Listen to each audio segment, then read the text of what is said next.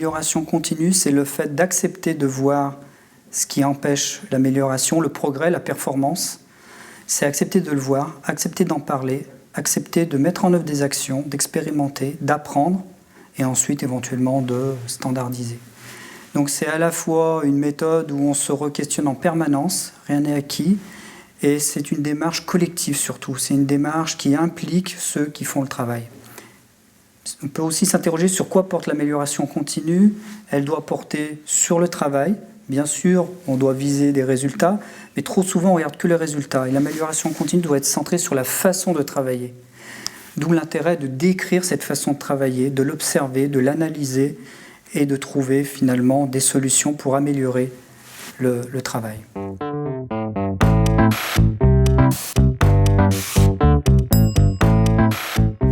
Ce qui est important de comprendre, c'est que ce qui génère de la non-santé ou des problèmes de santé, ce n'est pas les problèmes, c'est plutôt le fait de ne pas les traiter, de ne pas les prendre en compte. Et l'amélioration continue est un moyen très concret de les prendre en compte.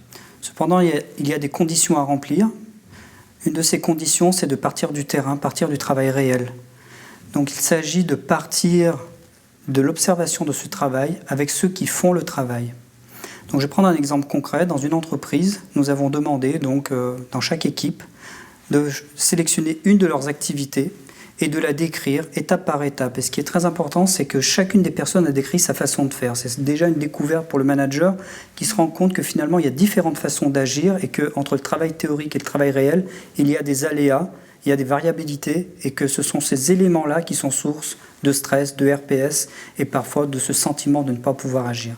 Donc on demande aux personnes de décrire ces étapes, de les analyser, de voir ce qui fonctionne bien aussi, de voir là où sont les freins et d'élaborer ensemble des solutions. Et c'est important que ce soit eux qui élaborent les solutions. Et en ce sens, la façon de manager l'équipe est primordiale. C'est-à-dire que l'homme qui manage, l'homme qui pilote ces chantiers ne doit pas être l'homme solution, celui qui amène la solution, mais celui qui permet aux travailleurs, aux collaborateurs de trouver ces solutions, d'y réfléchir et surtout derrière de les expérimenter.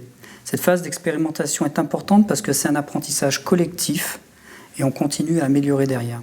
Donc ce qui compte, ce n'est pas de faire l'amélioration continue seulement, c'est la façon de faire l'amélioration continue qui doit être porteuse justement de ce collectif, de cette façon de manager, de cette coopération, de cette valorisation du travail.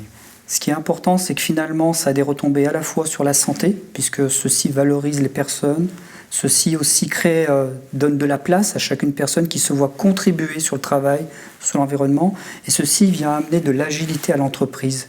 Parce que finalement, on donne la capacité à l'entreprise de créer des solutions par elle-même. On parle d'autonomie, souvent, il y a l'autonomie des personnes et l'autonomie de l'entreprise qui peut se réinventer de l'intérieur.